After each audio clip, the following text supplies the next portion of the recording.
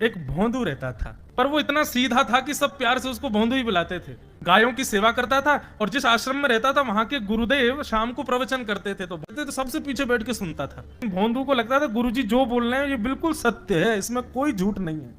एक दिन गुरुजी प्रवचन करते हुए बोले, यमुना के पल्ली पार भांडीर वन में ठाकुर जी गैया चराने आए। भांडीर वन का नाम सुनते भोंदू कान खड़े हो गए। बोले भांडीर वन तो मैं जाता हूं गैया लेके, मुझे तो कभी मिले नहीं वहां पे। अरे मुंह में ही कमी होगी, मुंह में ही सामर्थ्य नहीं होगी उनको देखवे कि मैं ही नहीं देख पाए होंगे, वो तो आते होंगे वहां पे, मुझे ना दिखे होंगे। भोंदू ने पहली बार जिज्ञासा करी, गुरुदेव ठाकुर जी दिखते कैसे हैं? तो गुरुदेव भी हंस गया, अच्छा भोंदू पूछ रहा है, बैठ जाओ बताते हैं। मोर मुकुट पहनते हैं ठाकुर जी, और बोले दो कान हैं लेकिन कुंडल एक ही पहनते हैं। ठाकुर जी ऐसे पुष्प तोड़ के कान के ऊपर लगा लेते हैं, दोनों कानों में एक ही कुंडल को फेर फेर के पहनते। ठाकुर जी पीली पीतांबरी, ऐसी ठाकुर जी पीली पहनते, पीली पीतांबरी। माला कैसी पहनते हैं? ठाकुर जी ऐसी पहनते हैं पूरी पैरों तक जाए। ये देखो गुरु जी कह रहे हैं तो निश्चित है भंडीर वन में आते हैं ठाकुर जी। भोंदू अपनी गैया लेकर के भांडीर वन पहुंच गया। गैया चर रही थी, अब भोंदू ढूंढ रहा है, कभी वृक्ष के नीचे जाके देखे, कभी कहीं देखे, कभी ढूंढे कहीं से चंदन की सुगंधी आ जाए। गुरुजी बता रहे थे उनमें से चंदन की सुगंधी आती है, क्या पता कन्हैया यहीं कहीं हो। इतने भाव से, इतने प्रेम से और इतने भोलेपन से ढूंढने लगा ठाकुर जी को, और ठाकुर जी नहीं मिलते ना तो अपने आप को ही कोसता, मुंह में योग्यता ना होगी यही मारे ना मिल रहे, ठाकुर जी तो यही है। गुरु जी की बात गलत नहीं है, ठाकुर जी तो यही है।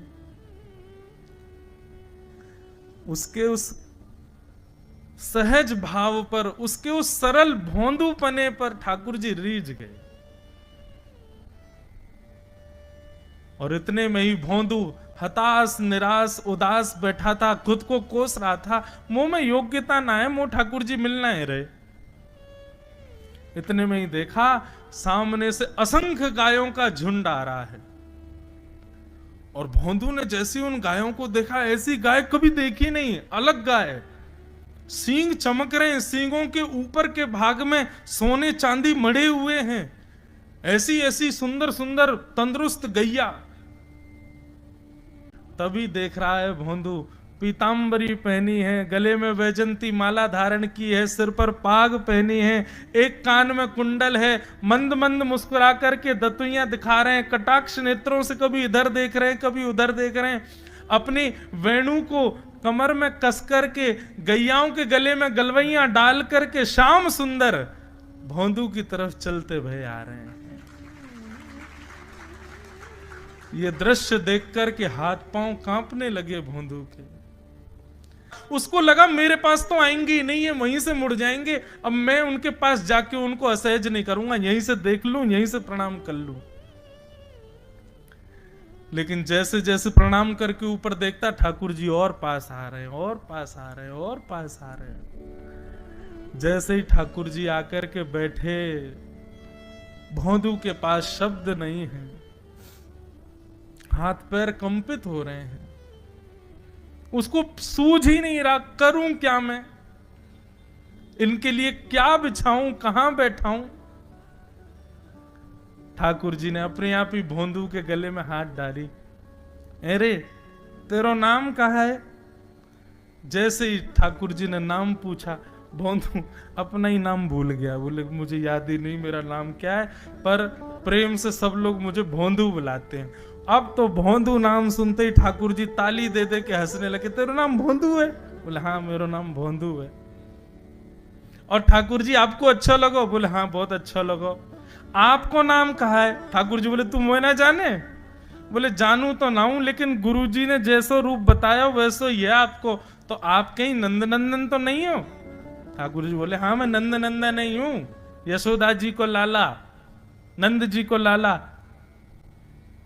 भोंदू बोलो जय हो भगवान, आज आपके दर्शन है गए। गुरु जी और सब बालकन को तो आप शायद रोज ही मिलते होंगे, लेकिन मैं ही अभागो, मुंह को आप आज ही मिले हो। ठाकुर जी बोले अब चल बात मत बनावे, जल्दी कछु खवा, मुंह को भूख लग रही है। भोंदू एक कपड़े में रोटी बांध के उसमें मिर्च और गुड़ रख करके लेके गया। 2 रोटी थी। भोंदू ने जैसे खोली, एक रोटी ठाकुर जी के सामने धर दी, एक अपने पास रख ली। बोले मैं भी तो खाऊंगा। ठाकुर जी ने बढ़िया रोटी ऐसे घुमाई और प्रेम से गुड़ खामे और रोटी पान लगे प्रेम थे, और ठाकुर जी तो चप चप करके नेक देर में पा गए। भोंदू तो भूल ही गयो, मुँह खानो भी वो ठाकुर जी को ही देख रहा है। ठाकुर जी बोले और जोर की भूख लगी, ला अपनी रोटी दे दे। भोंदू बोलो मुँह को भी भूख लगी है। बोले अच्छा चल आधी आधी खा ले, या मैं आधी तू खा ले आधी मैं खा लूं, दोनों खा लिए। कल ते नेक्स्ट से ज्यादा सी रोटी ले आइयो, भूख ज्यादा लगे, और सुन यही समय आइयो, मिलूंगा कल भी तोते।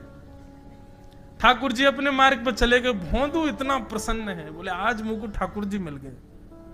गुरुदेव के प्रवचन का समय हो गया, भोंदू पीछे जाके बैठ गया, अपने गुरुदेव को प्रणाम करे, इनकी कृपा से ठाकुर जी मिले। उसने किसी को नहीं बताया, उसको लगा सबको ही मिलते हैं भगवान, मुझे ही मिले हैं बहुत दिन बाद। दूसरे दिन भोंदू खूब सारी सामग्री रसोई घर में इकट्ठा करके जाने लगा। किसी ने जाके गुरुदेव से कह दिया कि भोंदू बहुत सारी सामग्री ले जा रहा है।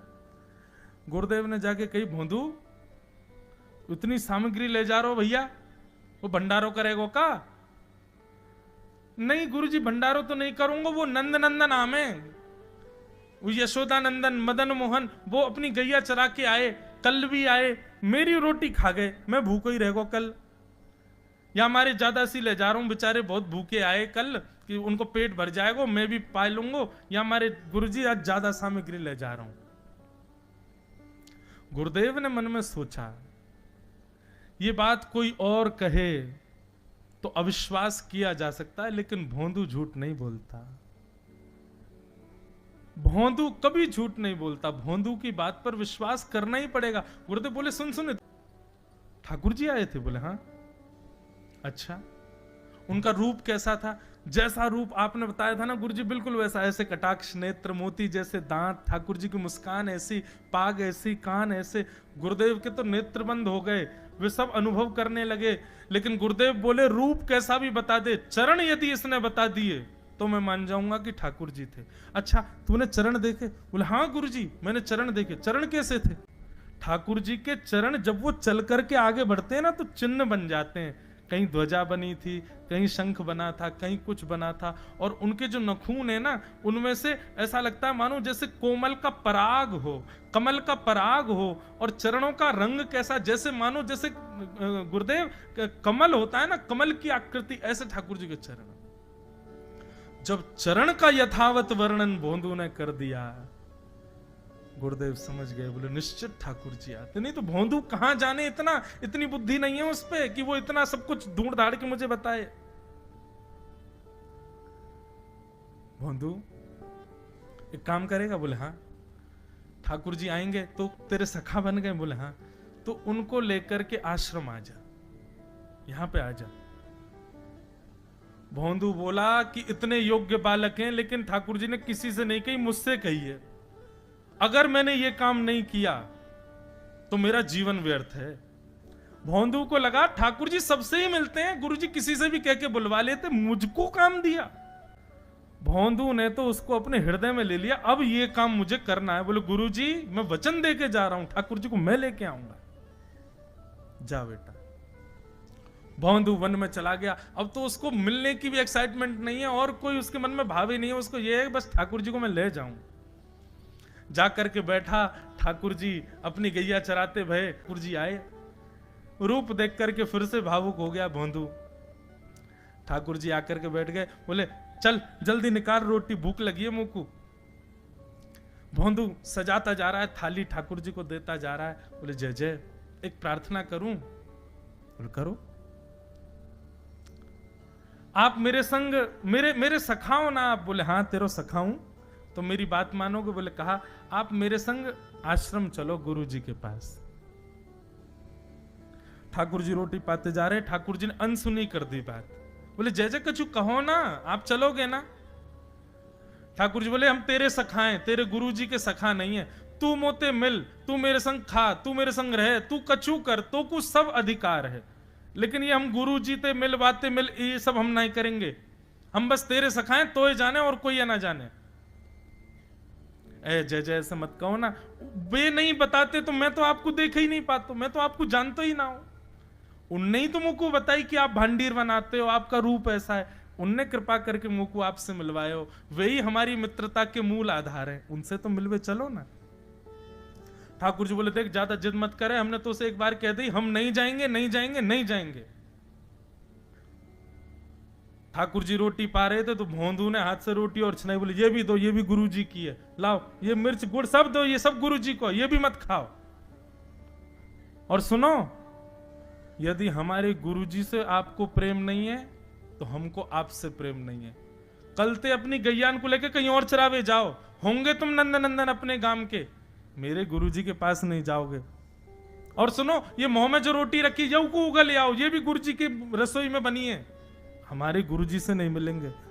ठाकुर जी बोले अरे भोंदू ने रुक तो, नहीं नहीं नहीं अब तो मैं सुनूंगा ही नहीं, आपने ऐसे कैसे कह दी नहीं जाएंगे, 3 बार नहीं जाएंगे नहीं जाएंगे। और ये भांडीरवन मेरो है, मैं यहां गैया चरावे आऊं, कल से अगर तुम और तुम्हारी गैया दिख गई मुंह को तो तुम्हारी गैयान को लेके मैं चलो जाऊंगा आश्रम, फिर तुम्हारी मैया बाबा तुमको मारेंगे। ठाकुर जी बोले अरे भोंदू इतना नाराज? बोले यदि मुंह से मित्रता रखनी है तो मुंह को वचन देना पड़ेगा कि आप आश्रम चलोगे, और अगर आपने फिर से नहीं कही तो मैं जा रहा हूं वापस, और कभी आपको मुख नहीं देखूंगा, अपना मुख नहीं दिखाऊंगा।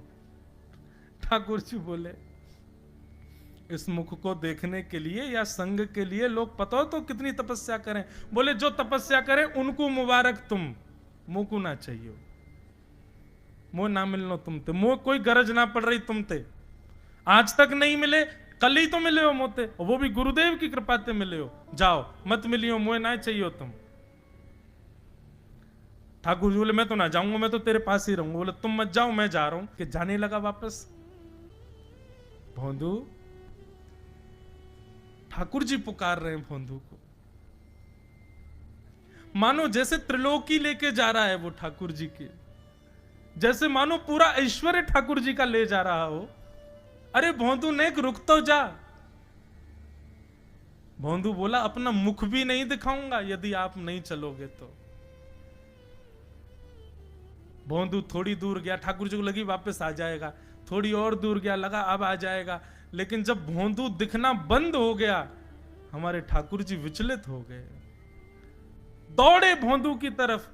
ठाकुर जी दौड़ करके गए और जाकर के भोंदू के पित्ती पे चढ़ गए। बोले ले चल अपने गुरुदेव के पास, चलूंगा तू जहां कहेगो, लेकिन तो दूर नहीं जान दूंगा। और भोंदू ठाकुर जी को ऐसे ऊपर चढ़ा करके लेकर के आश्रम जा रहा है। गुरुदेव आकर के खड़े हो गए और मन में बस विचार कर रहे थे, हाथ पांव कांप रहे थे, बोले ठाकुर जी आएंगे कि नहीं। इतने में ही भोंदू आया और तभी देखा भोंदू के पिद्दी पर ठाकुर जी टंगे भय आ रहे हैं। आज गुरुदेव ने जाकर के पहले भोंदू को प्रणाम किया, बोले जय हो, धन्य है तू। इतनी तपस्या की, इतना भजन किया, घर परिवार त्याग दिया, वैराग्य त्याग सब हमारे जीवन में, तब भी ठाकुर जी नहीं मिले। लेकिन वारे भोंदू, तेरी सरलता, तेरी सहजता, तेरा ये निर्मल भाव कि ठाकुर जी तेरे अधीन होके यहां आश्रम तक चले आए।